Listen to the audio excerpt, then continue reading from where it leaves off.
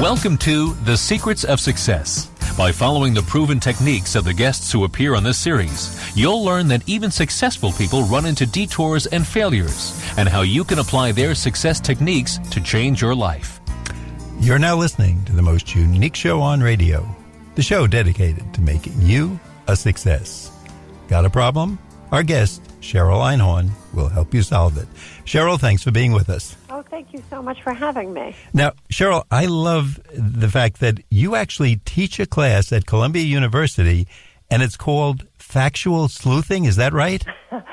It's not called factual sleuthing, but that's the equivalent of what we do. This semester I'm teaching at Columbia Business School Advanced Investment Research, and that's pretty much what we do. I help the students learn how to evaluate stocks. I help them to learn how to evaluate companies. And, so there is a lot of factual sleuthing that really is involved in that. Is there a reality show in the background, maybe? Well, only insofar as when you put together qualitative and quantitative research. I could really see something like that, like 4 groups of students working and trying to figure out which would be the best stock and which one will go up and go down, etc. So, but the title just sounds so cool. It sounds like something out of CSI, that there's a special room and it just says factual sleuthing, and only people, like the really smart people like you, are allowed in there because you're the ones who know how to do this. It is welcome to everybody, and CSI is my mom's favorite show. So. There we go. Now, most of us obviously aren't buying stocks. We hope to and get the money. But what type of decisions can we use your system on, or would it be most applicable to? So my system is called the Area Method, and the book is called Problem Solved, and it's a system for you and me. The concept is that we all grow up to be decision makers, and yet somehow there's no well-established way to make complex decisions well.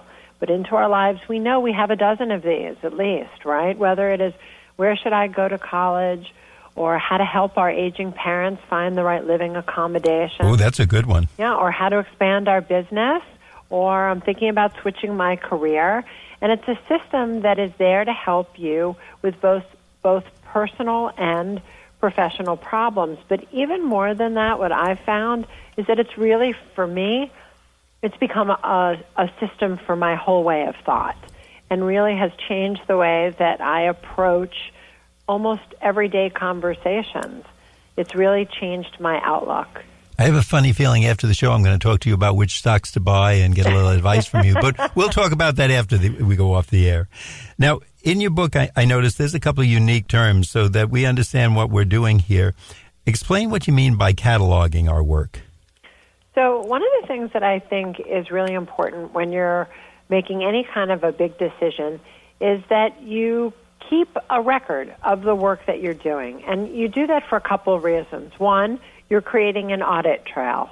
You're able to see what you've done. You prevent yourself from having evolving hypotheses, which is when you allow yourself to sort of change what you say that you're doing based on circumstance. And the other thing is, if you want to repeat it in the future, you can look back and you can see what you've done, why you've done it. Somebody else might be able to replicate it. And even more than that, I think in solving problems, it's really good to learn about yourself as a decision maker. And so the more that you keep, I call it the area journal, and there's nothing fancy about it, and I'm sure people have heard many recommendations about how valuable it is to keep a journal. It can be electronic or it can be on paper, but by keeping your area journal, you're essentially building the book of you as a decision maker, and that can help you recognize how you have thought through different types of problems, and it can also show you, hey, this one worked out well. Let me sort of see why, or this one didn't, and let me try to prevent myself from making that same mistake in the future. And I guess day by day, too, something that you might pass over like a detective today, the second time you look at it, or 2 or 3 days later or a week later, all of a sudden it might stand out and have a different significance now that you got additional information in the catalog. Well, that's certainly true. And actually, in the second E of my area process, I actually have a series of exercises that I recommend that people do that I learned from other fields, intelligence gathering, investigative journalism, medicine. And what those exercises do, to some extent, they help you make your mistakes before you make them. Oh, I love that. I love other people to make my mistakes for me, and then I've have the advantage of being ahead of the field because I'm not making those same mistakes. Well, that's exactly right. But these exercises, they really ask you to look at the diagnosticity of your evidence and to line them up against the hypotheses that you are evaluating, because the most likely hypothesis is not the one that's got the most confirming data. It doesn't matter if you have a lot of confirming data, if you have one insurmountable hurdle that you can't get over. The most likely hypothesis is the one with the least disconfirming data. And these kind of exercises take you step by step through a process so that you can actually evaluate not only your thinking, but you can also evaluate your data. And you also have something called a cheetah sheet, and I want to emphasize, we're not saying that you're cheating, but it's called CHEETAH, I think. Is that right? That's exactly right. Look, there's 4 updates to the research and pedagogy related to decision-making that I think AREA gives us. And you're mentioning the third one. I'll briefly mention the other ones, and we'll just focus on the cheetah for a minute. But the first one is that AREA recognizes that research is a fundamental part of decision-making. The second is that it solves for the tricky problem of what I call mental myopia, which is, those assumptions, biases, and judgments that we need every day but that don't go away when we're solving complex problems. And the third one is that the AREA method builds in the critical component of timing head-on so that you have time for calculated and directed reflections that promote insight. You essentially slow down your work to speed up the efficacy. And when you do that, I call those cheetah pauses. And the reason why I call them that is that the cheetah's prodigious hunting skill is not its ability to accelerate like a race car. It's actually the fact that in a single stride, it can slow down by 9 miles an hour. And in hunting, that's better than being able to accelerate like a race car, because what it does is it gives you agility, flexibility, maneuverability, and that's what a good research and decision-making system needs. It needs to be agile, it needs to be repeatable, it needs to be flexible. So that's where the analogy from the cheetah comes. And so for each of these pauses where I have these strategic stops, I have what I call a cheetah sheet. And they're like the graphic organizers of the AREA method. They give you tips on where you might want to look for information, or they give you tips on how to analyze information that you've collected. Cheryl, I just want our audience to know our guest today is Cheryl Einhorn, spelled Einhorn. Her book is Problem Solved. And if you come across problems, as all of us do, she has some great methods in here. This is actually a course she's teaching at Columbia University. And you're going to pick up easier ways to get you ahead of the group, even if it only knocks you ahead of 25% of the people. Imagine that. You're that much ahead of them in solving a problem, getting the better car, putting your parents in the right nursing home, or helping your children find the right school. Cheryl, where can we get the book? And is there a website we can find out more? Well, the website is called AREA Method, AREA method.com, and you can buy the book at Amazon or at bookstores everywhere. If you go to my website, you'll also see that I have just launched an app related to Problem Solved and to the AREA Method, and that's an opportunity for you to learn more about yourself as a decision maker. We were talking about that a little bit before with the AREA Journal. But what it does is it takes you through a quiz set of questions that give you an opportunity to learn more about how you think and what constitutes a good outcome to you in making a decision. And then at the end, it will give you your problem solver profile, which will tell you a little bit about what kind of a problem solver you are, a historical analogy, a historical figure who makes decisions in that way like you do. And then it will tell you a little bit about your strengths as a decision maker, and it will also point out some blind spots that you may want to be cognizant of. And we'll tell you a little bit about some of the types of things that you might want to avoid. And if our audience didn't get that information at this time, of course, we'll ask Cheryl to give it again later in the show, give you a little time to get a pencil and paper handy or pull the car over so you can get it down. But a lot of great ideas. And if people are using this method to pick the best stocks and win or lose a lot of money, you can be sure it's a good method, it's working, and it's certainly going to help you make better decisions. Now, Cheryl, you say this is not like the research that we learned in school. So if someone's thinking, oh, I learned this in high school and, doing term papers, this is totally different. Is that correct?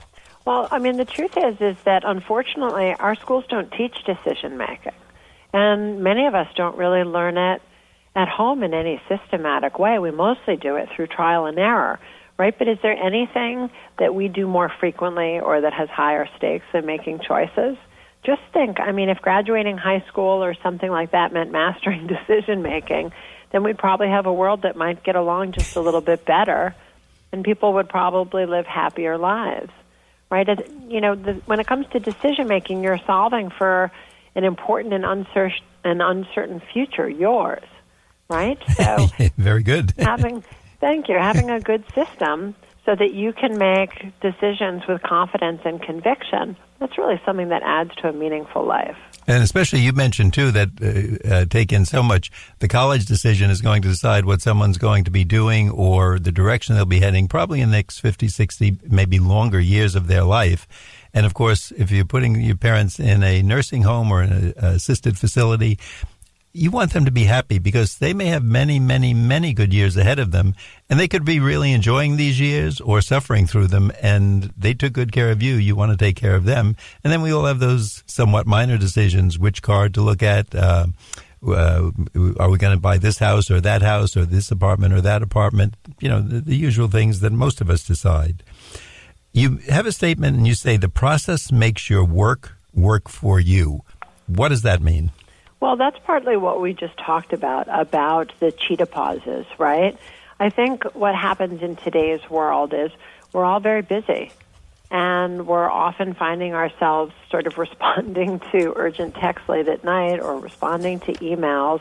And the truth of the matter is that we're in a rush to judgment when really what we need to do in a lot of ways is to have time for thoughtful reflection, because insight doesn't come from just collecting information alone. It really comes from brain work. So you really do need a process that has strategic stops. And I think it's hard to know when to stop, and that's why I have it in very specific places. And it's also hard to know, well, what do I do when I slow myself down? And that's why I have these cheetah sheets to give you those tips. Because the truth is that research, which is the first point that I was making about the update to the research and pedagogy related to decision-making, research is a fundamental part of decision-making, but most decision-making frameworks that are out there do research or explore your options as one single step. But research is an umbrella term for a series of a lot of tricky steps that need to be thoughtfully navigated.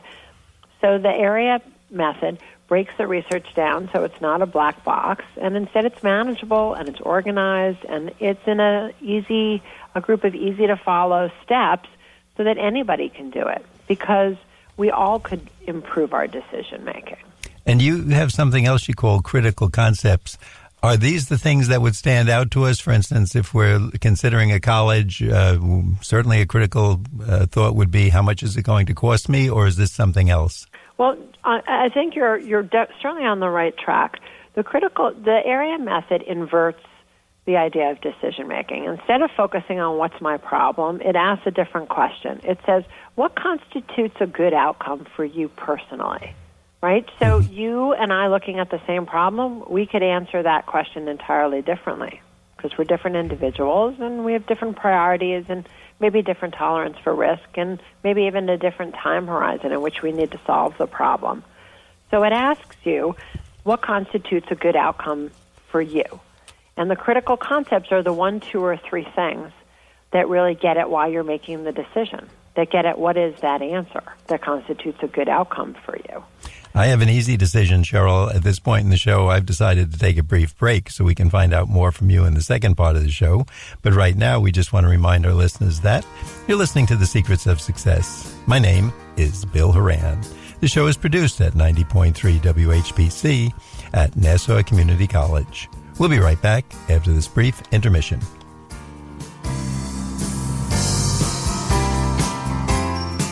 This portion of programming on WHPC is brought to you on behalf of the Nassau County Bar Association.